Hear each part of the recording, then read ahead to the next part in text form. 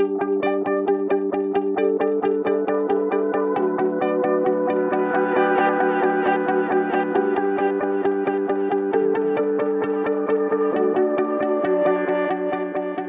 buenos días a todos y a todas. La idea de esta presentación es que vamos a recorrer parte del trabajo que hemos realizado.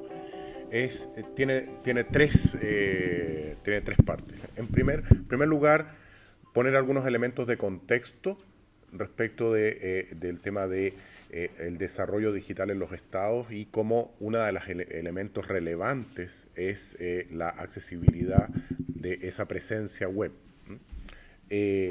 Después vamos a mirar los resultados propiamente tal, el método y los resultados obtenidos de esta evaluación. Nosotros esta evaluación ya la hicimos con anterioridad, el año 2013, y esta es una segunda versión con un universo en el cual coinciden algunos de los sitios, pero son universos distintos, que la va a presentar Rafael. Y finalmente vamos a dejar planteados, yo diría, algunos desafíos y conclusiones que son los que nosotros hemos ido nosotros mismos incluso aprendiendo. Y déjenme hacer un comentario más bien de carácter personal. Yo tengo un sitio web hace más o menos 10 años en el que escribo con cierta regularidad. Y me acuerdo cuando hicimos la evaluación del año 2013, la primera pregunta que me hice, ¿será accesible mi sitio? Y la verdad es que era re poco accesible. Y he hecho esfuerzos por mantenerlo lo más accesible posible. Entonces, yo creo que hay un tema ahí de instalar esto como una práctica habitual y probablemente es uno de los desafíos más importantes. Vamos con la... Bueno, como les decía, contexto, después Rafael va a abordar el tema metodológico y los resultados de la evaluación y finalmente ambos vamos a comentar cuáles son los desafíos y conclusiones que nos plantea este estudio. Lo primero, aquí hay una imagen en la cual muestra, no me quiero quedar en el detalle de la imagen, pero en la cual muestra cómo ha ido evolucionando la presencia de los estados, no solo el estado chileno, sino que en general, en el mundo de la web y cómo las tecnologías han ido acercando de una manera ese estado a sus interacciones con los distintos ciudadanos. Ya mencionaban el tema de la brecha digital en el discurso de apertura. Yo creo que hoy día una de las cosas que enfrentan los países, sobre todo países con cierto nivel de desarrollo, ya no está en la brecha digital. La brecha digital tiene tres componentes. Tiene la componente económica, tiene la componente etaria y tiene la componente de discapacidad. Y en los países desarrollados la componente económica ya no es un tema, pero sí es la etaria, dado que las poblaciones se van envejeciendo, y también la asociada a discapacidad. Por lo tanto, ahí hoy día hay un desafío muy grande de los países desarrollados. Y cuando uno ve cómo ha ido evolucionando esa presencia del Estado, hoy día no se concibe un Estado en el cual las tecnologías de información no tengan un rol relevante a la hora de interactuar con sus ciudadanos. Imagínense lo que sería el servicio de impuestos internos sin un sitio web, digamos, o el sistema de compras públicas sin un sitio web. Incluso vámonos al mundo privado, el mismo banco. Por lo tanto, las tecnologías de información hoy día son una herramienta fundamental y un canal relevante a la hora de interactuar, ya sea con instituciones privadas, en el caso de una relación de carácter comercial, o con el Estado. Y por lo tanto, ya no solo basta con que una oficina de un servicio público tenga algunos elementos de accesibilidad, sino que además esa oficina virtual que hoy día tiene que tener algunas componentes de accesibilidad. Vamos a la siguiente.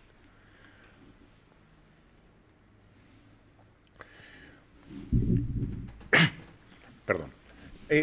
Quiero mencionarles algunas cosas que es importante tener presente porque probablemente uno de los desafíos más importantes del Estado hoy día es entender a sus usuarios y no desarrollar servicios como los ha desarrollado siempre, desde lo que ofrece, no de lo que necesita una persona. ¿Cuántos de ustedes tienen algún certificado de nacimiento en su casa para guardarlo? Que levanten la mano, por favor. para guardarlo, para dejarlo como un... Por si acaso. Por si acaso. En general, uno cuando hace esta pregunta son pocas las manos que se alzan porque en realidad los únicos certificados que a mí me sirven como un producto final es el certificado de título o algún curso que hice, pero la verdad es que un certificado de nacimiento nadie lo tiene como un producto final. ¿Ah? A lo mejor por si acaso, como dice Rafael, pero, pero en realidad es porque él es muy precavido. Pero yo nunca he tenido por si acaso un certificado de nacimiento en mi casa, digamos. Cuando me lo piden, lo voy a buscar. ¿Ni de tus hijos? Ni de mis hijos. Entonces, lo que quiero reflejar con esto es que muchos de los productos que tiene el Estado son productos que las personas no necesitan, per se. Es porque alguien se los pidió. Entonces, hay un desafío ahí importante de que el Estado vaya repensando cómo interactuar con las personas. Pasemos a la siguiente, por favor. Otro elemento importante es que el Estado habitualmente mira sus servicios, y esto tanto en el mundo presencial como en el mundo virtual, desde lo que sabe hacer. El Estado sabe hacer certificados de nacimiento, pero en realidad le cuesta mucho mirar sus servicios desde lo que necesita una persona. Una persona necesita, por ejemplo, un subsidio habitacional o una beca para educación o algún tipo de beneficio, que lo que hace el Estado habitualmente es transformar esa solicitud en múltiples solicitudes. Usted quiere un subsidio habitacional, entonces vaya y consígase un certificado de nacimiento, uno de renta, y un listado a veces bastante largo, que uno a veces lo puede conseguir por la web o a veces tiene que ir a una oficina. Pero lo que le cuesta mucho al Estado es transformar ese producto que yo tengo en resolver el problema del usuario final. Por lo tanto, ahí hay un desafío también a la hora de diseñar los servicios que el Estado, con una mirada transversal. ¿Cómo yo le entrego a una persona un subsidio habitacional y no lo transformo eso en solicitudes de 15 certificados adicionales? Vamos a la siguiente. Otro elemento importante, y aquí empieza a aparecer el concepto de la accesibilidad, es lo que se llama la multicanalidad. Los estados cada vez más van a requerir modelos de atención que sean multicanal. Eso significa que yo tengo que ser capaz de atender a través de un call center, en una oficina presencial o en la web, o en un mix de ellos. De hecho, el Estado canadiense hizo un estudio respecto de cuántos canales utilizan las personas para resolver una interacción con el Estado. Y del orden del 60% de las interacciones que los ciudadanos hacen con el Estado canadiense son por más de un canal, al menos dos. ¿Por qué? Y piénsenlo ustedes como a uno le pasa habitualmente. Uno manda un mail para saber dónde atienden o llama por teléfono para saber a qué horas abre la oficina y después voy a la oficina. O sea, al menos estoy usando dos canales. O voy a una oficina y después me envían el resultado vía un correo electrónico. Entonces, el desafío que tiene el Estado es cómo da una respuesta consistente a través de esos múltiples canales y cómo es capaz de atender a las personas en las distintas etapas de esa interacción por múltiples canales. Yo los invito a que hagan el siguiente ejercicio, que es que llamen a un servicio público cualquiera. Yo lo he hecho en varios, y se sorprenderían de lo que pasa. Llamen por teléfono y háganle una pregunta al call center de ese servicio público. Manden un mail y hagan la misma pregunta. Y vayan a una oficina y hagan la misma pregunta. Yo les doy firmado que las respuestas van a ser distintas en los tres casos. O a veces ni siquiera son distintas. Dicen, no, pero si eso está en la web. Y uno va a la web y no hay nada. Y el otro pilar que tienen los servicios, y aquí hay una imagen de, este es como el niño símbolo de los sitios web de gobierno. Ha ganado muchos premios. Este es el sitio web del estado de Utah en Estados Unidos. Ha ganado en 4 o 5 años el premio Best of the Web en el área gobierno. ¿Y por qué lo pongo como un reflejo, como una imagen acá? Para relevar dos conceptos. el concepto de accesibilidad y de usabilidad. O sea, veíamos que los desafíos que tienen la nueva forma de prestar servicio del Estado es, primero, entender cuál es el requerimiento de ese ciudadano y no segmentar ese trámite en múltiples trámites, tener distintos modos de atención, ¿no? Y consistentes, múltiples canales de atención, y tener, sobre todo en el mundo de la web, un modelo de atención basado en conceptos de accesibilidad y de usabilidad. ¿Y por qué los separamos y hacemos énfasis en los dos? Porque un sitio puede ser accesible, pero puede ser no usable, porque no entiendo lo que hay ahí. Es probable que lo pueda leer el lector de pantalla como el JAWS o el NBA, pero en realidad no entiendo lo que me piden, cómo es el circuito, cómo es el proceso. Y al revés, un sitio puede ser muy usable, pero poco accesible. Entonces, estos dos conceptos tienen que ir trabajando en conjunto, y probablemente un buen desafío ahí es cómo uno los hace operar uno con otro. Ya vamos a ver en los resultados lo que significó, por ejemplo, la plantilla de gobierno que tuvo los sitios web, que fue un desastre. Un desastre. O sea, a ver, previo a eso, a mí no me gustan las plantillas únicas de estados, digamos. Ahí son pocos los estados que funcionan así. Pero si voy a hacer una, por lo menos la voy a hacer bien, y accesible. Entonces, como digo, el tema de la accesibilidad es un tema que además está partiendo en muchos países y que yo diría que el punto es cuál va a ser mi promesa respecto a la accesibilidad. ¿Hasta dónde puedo llegar? Ahora, en general este es un tema, como les decía, que no lo tenemos presente. Esa fotografía la tomé yo en una biblioteca municipal del municipio de Providencia, que está en el Parque Bustamante. La tomé hace tiempo atrás. Yo estaba ahí sentado tomándome un café y llegó esta persona. Imagínense lo que tuvo que hacer para poder llegar a donde estaban todos sentados.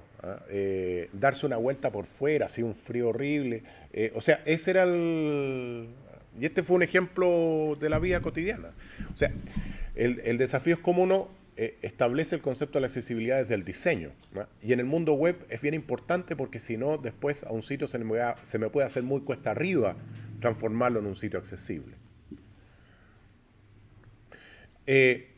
Aquí hay una gráfica, no me quiero detener mucho ahí, pero básicamente lo que muestra es que en los distintos canales de atención, este es un estudio que hizo el gobierno inglés hace algunos años, bastantes años atrás, del año 2005, fue desarrollado por el gobierno inglés para la Unión Europea, en el cual muestra cuáles son los elementos y si hay factibilidad o mayor dificultad de ponerle elementos de apoyo de accesibilidad dependiendo de los canales.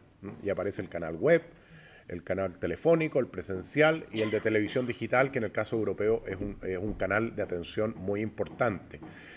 Y después muestra los tipos de discapacidad y habla de discapacidad visual, auditiva, motriz, cognitiva.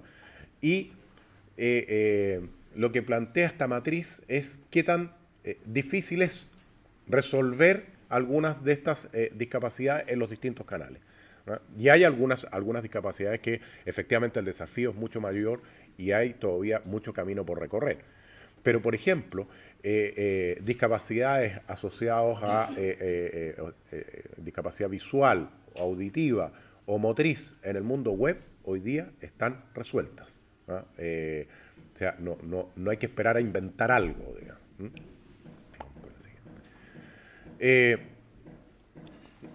Otro elemento que es importante y que cuando conversábamos esto es que este desafío de la accesibilidad y de los servicios en general ya no solo es un problema del Estado. Muchos estados se están apalancando en relaciones público-privadas para resolver ciertos servicios.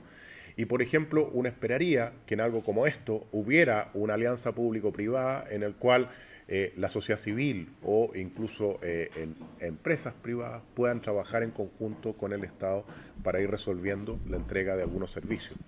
Y en este espacio de la accesibilidad yo creo que hay harto camino por recorrer todavía. ¿Qué está pasando en el mundo? Rápidamente, la Unión Europea ya le ha planteado en 2 oportunidades a sus países miembros de una exigencia de que al menos un tercio o sea, el mandato 376 de la Comunidad Económica Europea, en que plantea que un conjunto mínimo de sitios debieran ser accesibles. Ahora, ese conjunto mínimo en general lo ha definido en el caso de los estados como aquellos sitios en los cuales hay mayor demanda por parte de los ciudadanos. Y habitualmente son sitios asociados al mundo de las administraciones tributarias, de la contratación pública, de la educación, de salud, y por lo tanto ahí hay una exigencia a que esos sitios tengan ciertos estándares mínimos de accesibilidad. En Chile, esta gráfica que hay aquí es una gráfica en que muestra los resultados del censo 2012 y cómo ha ido creciendo algunos temas asociados a la discapacidad, sobre todo discapacidad visual, por el envejecimiento de la población. Muchos de los que estamos acá tenemos que usar anteojos para leer, digamos, y cada vez va a haber más gente que tenga que usar algún tipo de dispositivo de anteojos. Por lo tanto, la accesibilidad no solo hay que pensarla como se piensa tradicionalmente, o sea, ¿cómo hacemos para que un sitio no tenga, por ejemplo, volviendo a la plantilla de gobierno, fondos grises con letras grises? Porque eso no se ve. O no sé si les ha pasado a los celulares, por ejemplo, que cuando uno navega a un sitio te dicen, ¿y este sitio se ve en el teléfono? Y te dicen sí, pero en realidad uno no lo que ve es bastante poco, digamos. Unas letritas chiquititas, hay que estarlo agrandando y achicando, moviendo para arriba, moviendo para abajo, moviendo para el lado.